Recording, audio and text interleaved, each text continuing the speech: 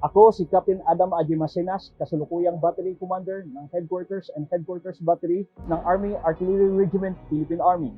Ako po ay tubong Surigao noon, na lumaki at nag-aral sa lungsod ng Cagayan de Oro City ng Misamis Oriental. Nakapagtapos po ako ng FA Basic at Advanced Course at kumuha ng Ranger Specialization Course. Ako po ay anak ng isang enlisted personnel at lumaki sa kampo. Dahil po sa kagustuhang sumunod sa yapak ng aking ama, mapagpatuloy ang sinimulan niya na paglingkuran ng ating bayan, naging buo ang aking loob na pumasok sa pagsusundalo at makipagsapalaran bilang isang opisyal. Malaki ang pinagbago ng Army sa buhay ko, naging mas disiplinado, lumawak ang aking pag-iisip at mas tumibay ang aking hangarin na paglingkuran ng ating inang bayan. Sa mga kabataang nangangarap na maglingkod sa ating bayan, join the Army and make a difference.